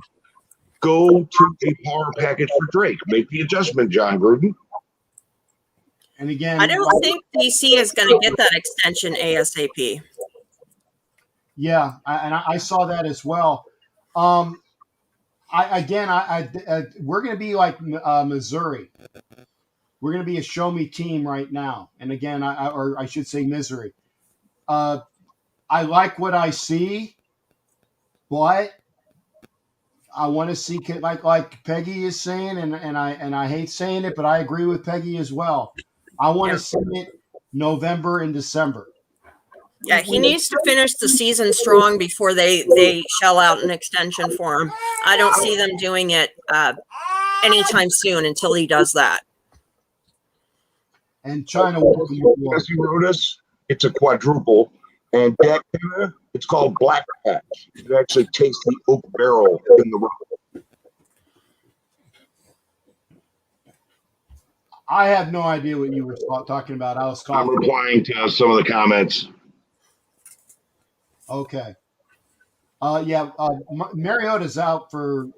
He's out at least 4 weeks when he got put on the IR, right? He'll be back week 5, they say, 4 or 5, something like that. Now, have they changed the short-term IR again? Because before it was short-term IR was like 8 weeks. I think so, because of COVID. And by the way, folks, for the wondering, it's not a tumor. It's not COVID. It's not strep. It's not even the flu. It's upper respiratory, and when I have it for weeks. So you will be hearing from me hack quite a while, and it's unfortunate that. So I apologize in advance. I wanted to at least have a show because I didn't want y'all to forget about us. But wow, upper respiratory is evil. Long time ago, I'm a singer. I do karaoke contests back in the day and all this stuff. I was in a long-term 8-week show, a karaoke contest. I came down with an upper respiratory and had to drop out the last 3 weeks because my voice was gone. I couldn't practice, couldn't do nothing, I couldn't talk, coughing like crazy, although I cough like crazy all the time. But Jack, when I heard that, I was like, "Oh man!" It took me 3 weeks to recover from that. Yeah, I will be here. Thanks, Richie. See, Richie's still here. Richie's making sure his kids are okay as well. And then I also appreciate this as well. Oh, wrong one. Kept COVID call-ups from the practice squad. Okay, great. Thanks again, shipmate. That's why we have you on. So again, I like Marcus Mariota. I do, and once he is available, I mean, I liked with the fact that when I saw him in the game in Monday, and again, I was sitting, where my seat was, corner end zone, and I saw him come in the game, and I because if I remember correctly, Carr flanked out to the left, and because they had the package, they were both in there at the same time, and I see Carr go out to the left like as a wide receiver. I mean, I knew he wasn't going to get the ball, but still, and then that wonderful run that Mariota made, it was like, what, a 25, 30-yard run or so. Okay. And then he's done for 4 weeks, which is unfortunate, but he had been gimpy all during training camp, which is why we didn't see him. And we put him in for one great play, and at least it's on film.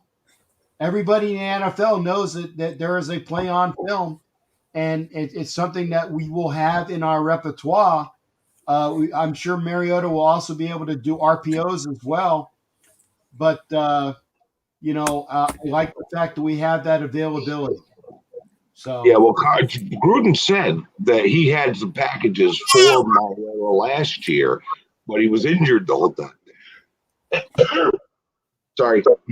He said he had packages, but he was injured all last year. And I was like, that's interesting. And then I see one happening in the game. I'm like, what?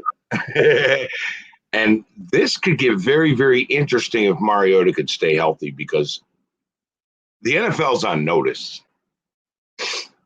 Richie put a question out, folks. I'll let you guys answer that while I take a breather.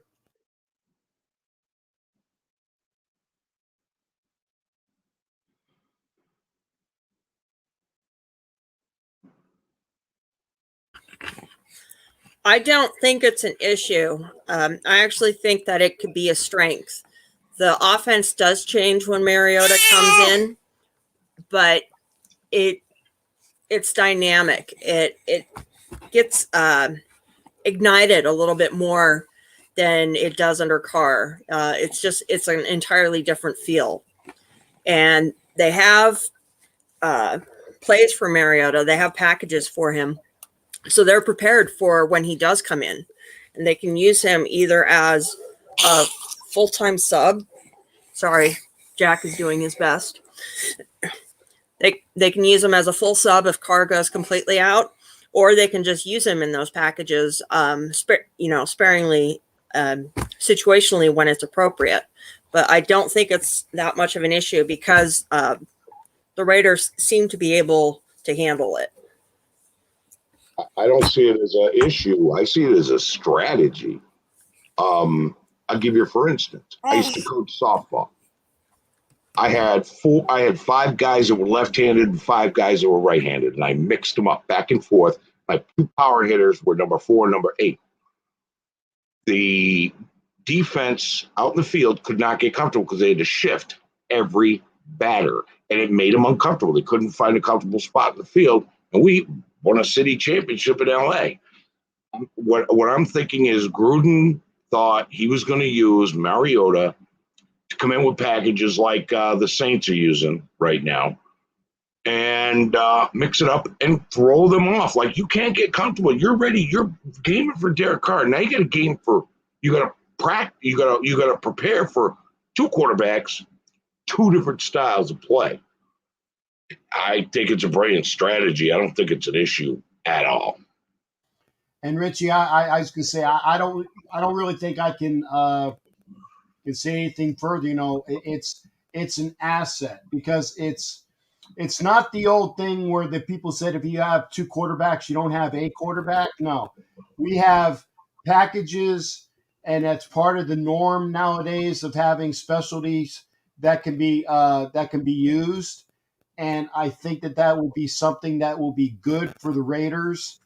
And there you go. As long as we employ the packages as needed, it'll be good. And I appreciate the. I think that it'll be good. Yeah, and you even said that having it like Taysom Hill and Breeze, it's an asset. It's not about a negativity. Oh yeah, and Chris, I've been missing for about 2 weeks, but again, I am going to be. I will be doing shows as possible, but if my throat goes away during a show, don't be surprised if it's like 30 minutes, gotta go. And so I will be doing shows as I am healthy. So I just wanted to let you guys and gals know that. So there you go. You know what, Kevin? I got your back. I got your back. I got your back. Who got my back? I got your back. I ain't saying no more. Sorry, man. I just wanted to let everybody know I got your back, bro. I know. and stupid me doing like what's going on. But again, Heidi missed it. Did you see it, Heidi, or hear it? I heard something. I heard a lot of yelling.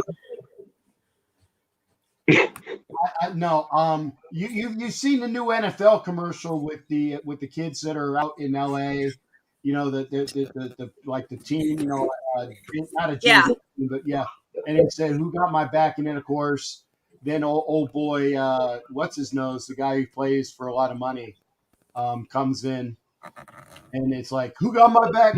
And so Daniel and I were doing an offshoot of back because I was telling people in case my throat goes out during any of these shows, and Daniel was always there saying, hey, he got my back. So I'm glad to have that.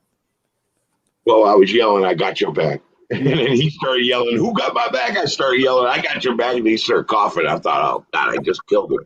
Well, I was trying to corral the German Shepherd, the Pit Bull, and Jack at the same time. You're multitasking. It's what women do. The cat wasn't in there at all? What? The cat played well during all of this? Yes, she was resting in the corner. Good, because I not don't participating. Know. Cat's got a cat. Yeah. I'm going to show you something that is very, very hard to see. Mexican cat juggling. Now, if you want to play a dangerous sport, cat baptismals. Anyway, I did put this up. By the way, folks, our spots are full because Betsy Rodas has got 4 more entries on the wheel tonight. And I know that Raider Neil and Vicky have 1 each. So we're actually a little over. But we have the wheel that will be full. We had the 50 plus the 5 and the 5, which we'll figure out. So, yes, we will have that spin. I got to do it. I will do it soon. I swear. If I have time tomorrow, I will do it for the show for Thursday. But we will have a spin of the wheel for the treasure chest of prizes. Remember, every time you give me a $5 donation, your name goes on the wheel and you can win a fantabulous prize. So we will have a wheel spin real soon. Jesse, thank you for getting those spaces up. Go ahead. Go ahead. Remember Horseshack from Welcome Back, Hunter? Yeah. When did this start with the wheel? Was that back in like April or May? I've had wheel spins for a while. Okay, because I think I contributed to the wheel. Am I disqualified? If I am. No. I am, I was going to say, put my wife on there. No. A donation is different than being a member of the, and this is the other thing, the most valuable asset, most valuable crewman, that is different. Most valuable asset, right. You're disqualified from being in the most valuable crewman. Right. But, and the Phillies just won. Thank God. The Phillies just won. A Bryce Harper from first base on a triple. So, and I'm sorry, I just had to interject because I've been watching this out of the corner of my eye. Condolences, Raiderette China. Yes. Condolences to you and your family. Oh, did I? What I missed something? Raider at China and Danny won't be able to catch the Miami Raiders game on Sunday as they will be attending his dad's funeral. Well, I see that. China, I'm very sorry to hear that, honey. My condolences to you and all your family. So best to you. I just saw it. So again, our prayers and deepest condolences to you and all yours. So thank you as well. So and again, China always gives good comments and contributions, and we miss that as well. I want to make sure I do this before I do the show or end the show for most valuable crewman, and I know that we got some good people in there tonight. I know that we haven't had one in a while because I've been sick and I haven't had some shows. So I gotta say Richie is definitely on the list. That's who I was going to nominate. Well, okay. I'll tell you what. Then you can nominate Richie. Okay. Browns guy. Okay, so you got Richie Richey, and you nominate Matt from the Browns. Right. Okay, Matt Bouchane.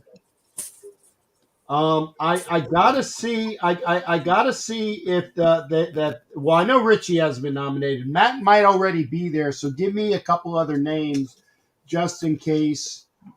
You know, like maybe Matt was there. Let me go try to see if I can find the list. Apologies here, I didn't have it ginned up. Who else came on? Sorry, what? Who else came on? No, I'm talking about for the month. This is for the month. Oh. Yeah, no, because again, if you're nominated, that you're you only nominated once for the month for each month. So I'm looking to see. Might have already been there. Oh crap! Because my computer was off, it might be a while for me to. Yeah. Let me see here. September.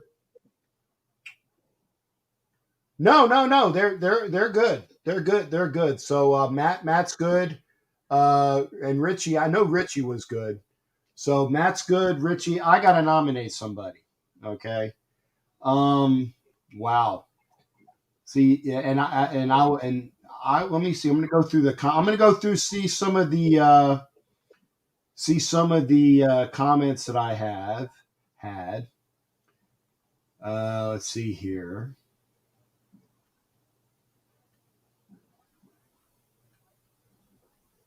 Okay. There's possibility. Actually, who's the gentleman that always talks? Is it Jack Kent? Yeah, like the other OG that from way back. Yeah, Jack Kent, because I saw his comment. What about the spammer from Japan? Why don't we nominate? No.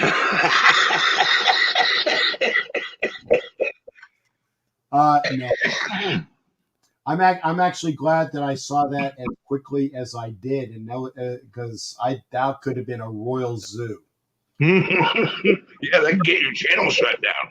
Yeah, that was a royal zoo waiting to happen. Yeah, you got to catch those because you'll get your channel shut down quick on that kind of stuff. And actually, I got another one as well for Raider Man, who contributed this comment, and I like this, Raider Man 81. And his comment was, and there you go.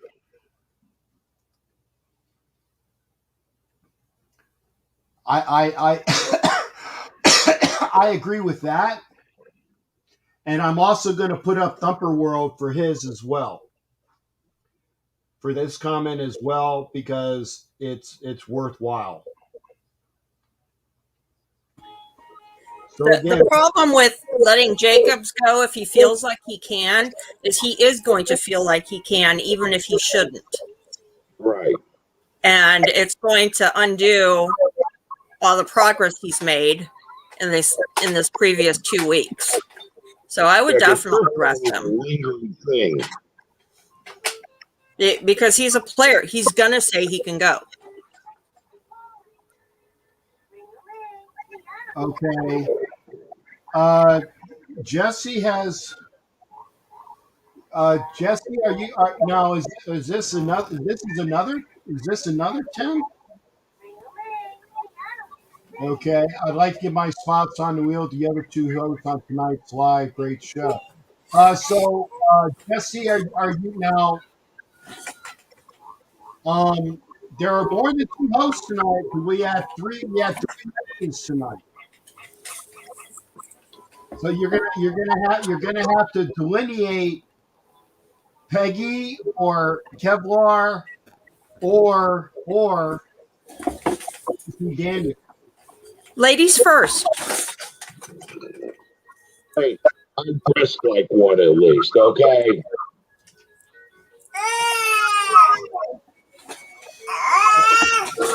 I think. Okay, we'll see. And it's Jesse just gave us another. So there's another. Thank you, Jesse. Thanks, Jesse. You're the man. So what I'm thinking is that y'all get 1. I could be wrong, but I think there you go. Immediately go. Right, so fair. I'm going to change. Can I change from the Cleveland guy to Jesse Rodas? Well, Jesse has got quite a few hits. Oh, okay. Yeah, Jesse's got like 4, 8, 12. He's got at least 12 spots. Oh, all right, Jesse. Yeah. Killer. Yeah. Now, the young child that you hear, Velvet, is young Jack. Okay. No, that's my inner child just trying He's to come with me. I'm babysitting him for Angria Trask right now. Okay. Now, before we go, I do want to say, YouTube user, hey Captain, great to see you. It's Tennessee, Florida week. Oh wow, I'm not sure. I think that might be my buddy. Tennessee, Florida week. Is that my? That might be my boy. That is my Tennessee guy. But before we go, hello. Before we go, I'm getting on King Washington, who's going to be talking to us about his Washington Football Club. King, you got the mic. With his camera.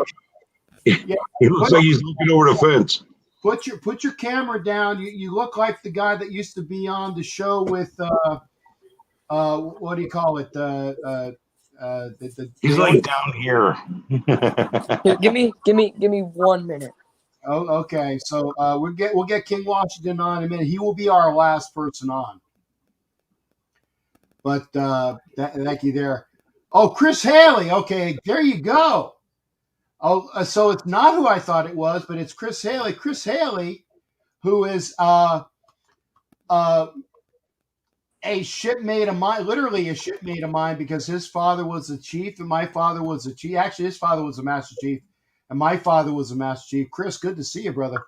And he is all Vols all the time. Chris, I didn't even realize it was Tennessee week. I've been so enamored with a bunch of other things that went on.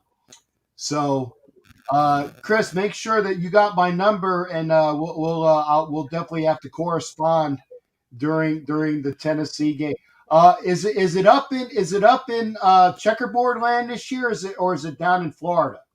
I haven't even been paying attention. I think it's up in Tennessee this year because we just played Bama down in Florida, and that's gonna be a very good game. So Chris Haley says, "Hey, go Vols!" Good to see you. Now we got King Washington on. Shipmate, tell me about that Washington football team. What's the good thing? Oh, it's in Gainesville. Okay.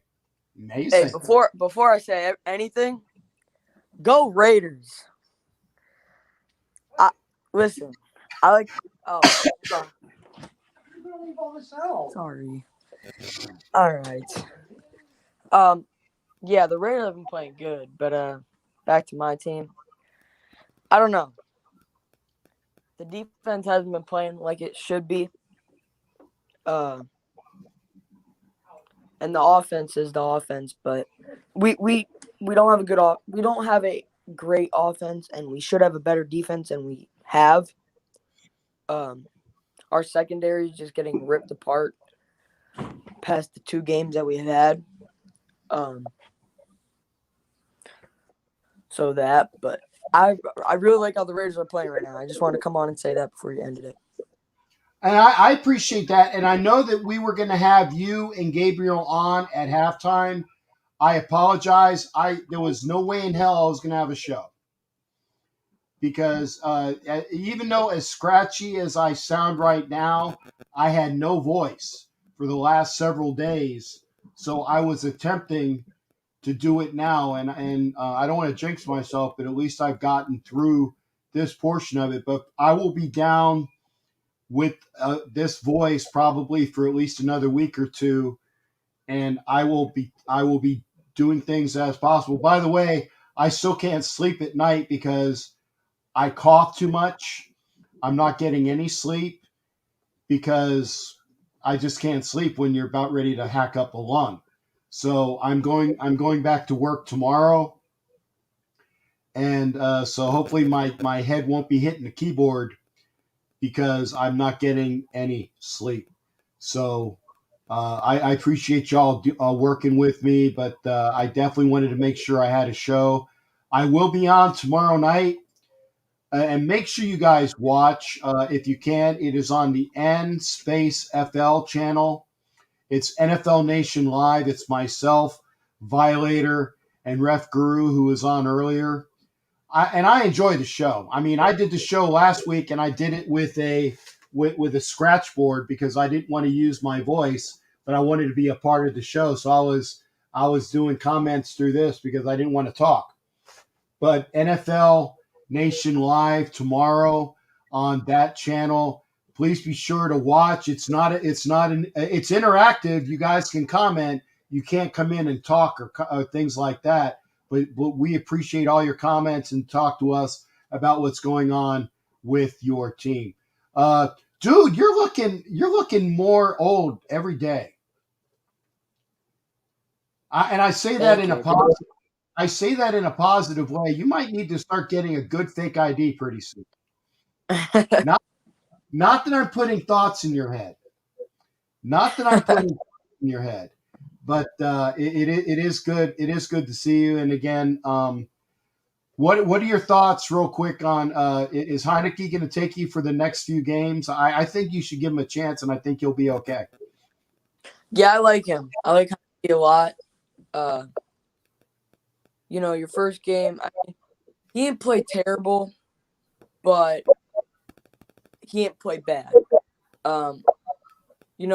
Especially next week, the Bills are going to be hard to play. So take it week by week. But I mean, I think he can do it. I think he can succeed. I'm ready. I like Heidi, and I got to give him another game too. Well, when does Fitzpatrick come back? I think 6 to 8 weeks. Ooh. So it's gonna be a while, but yeah, that's a while. There's a lot of rumors about us picking up RG3. Probably won't happen, and I don't think it will happen because we don't want to pick up Cam. We want to go for a veteran quarterback. That's what Ron said. So we probably won't pick up RG3, but I would like to pick him up. I have his jersey. So okay. Well, hey partner, I appreciate you coming on and spending the last couple minutes with us. Always welcome. And again, good seeing you. Say hello to everybody over there on that other Sneaky G network. Just tell them Captain can't come on. I can barely come on my show. I just wait. I tell them I'm waving at Sneaky G. I got you. All right. You take care, brother. You be well. You too. All right. That's so Kevlar's puppy made a cameo during all that. I did. You know what? My dog's made a cameo twice on your show. He just jumps up in my lap. He's an Australian cattle dog. He's 50 pounds and he's like climbing all over me. Just whenever you're on, I don't know why. It's only your show. Well, Clarice likes to do that too. She'll pin Angria down and just lick her to death. Oh, but she got up around his shoulders and made a cameo appearance on the show. And it was like, yeah. Like the dogs love Captain. So you're saying my show is for the dogs? No, they're just fans. No, they're fans. They're fans. Well, hey, I got fans that are cats and dogs, and hey, that's good. As long as people are entertained, and I know that I'm always entertained, and I'm blessed to have you guys on my show, along with Peggy, along with Angria, who did make an appearance tonight, along with Jack, and all the other folks that were there. So I appreciate you guys being here on the Captain and Wenches Show. And Matthew 72007, I am trying to feel better every day. So I will take it day by day, and I need to know tomorrow I need to go out and get some more Ricola. You might want to load yourself up on hot tea with lemon and honey too. Yeah, I'm out of. Trust me, my lemon was gone 2 days ago. Or sorry, no, sorry, my honey was gone 2 days ago. And buy local honey. I mean, you caught this stuff probably when you were in Vegas, so you probably needed their honey. Yeah, you need Vegas honey. Vegas honey. I do need Vegas honey, but I'm not sure how much they cost anymore because I have to go out to certain spot. Never mind. No, not those kind of Vegas honeys. The different kind of Vegas honey. Thank you. Somebody who actually was receiving what I was putting out. Not literally. We got honey producers that make this big jar of honey for $8. Oh. And it lasts us like a year. And it's huge. It's like I think it's a quart, and it's only $8, which is super cheap for honey.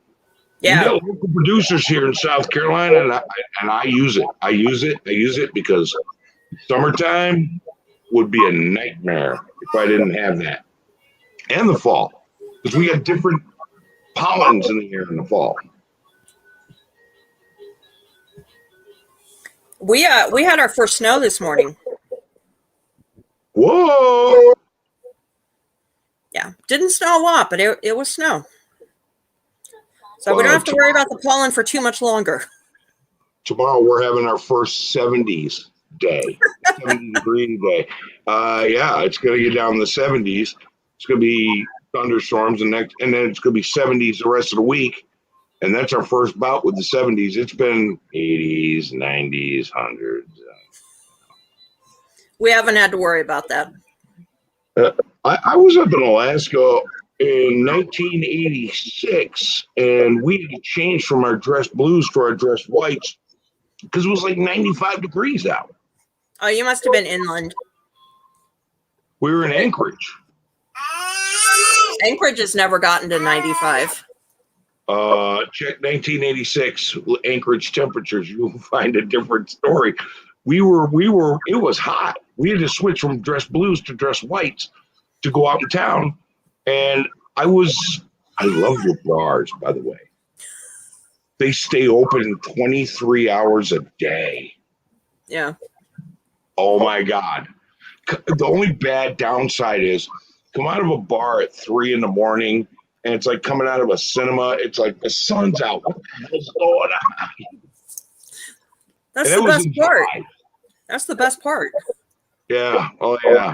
I love that so much. And even on duty days, we had to stay on board the ship because you have duty sections. Mm-hmm. We had wire baskets with rotten chicken legs tied on the inside. Throw them over the side and pull it up. They're full of crab. That was cool.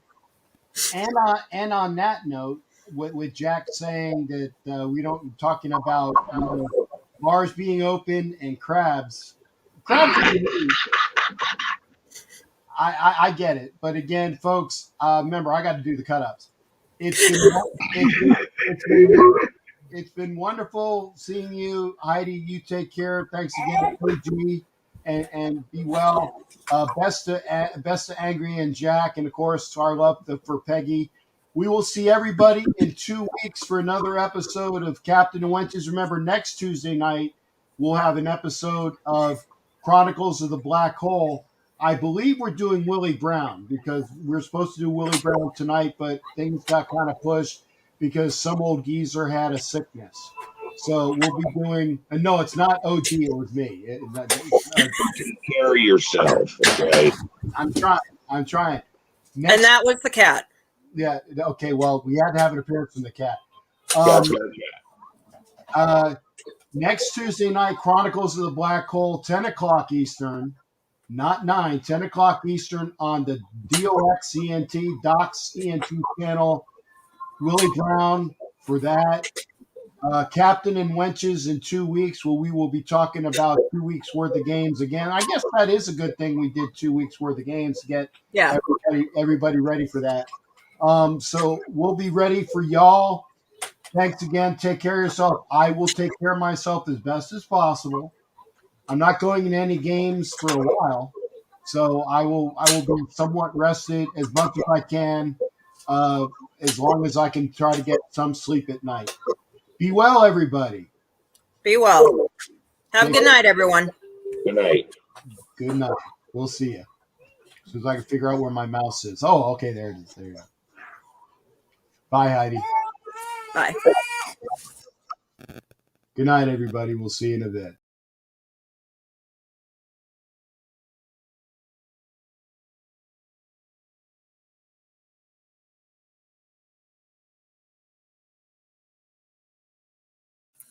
You're listening to the Captain Jack Sports Show on Northeast Streaming Sports.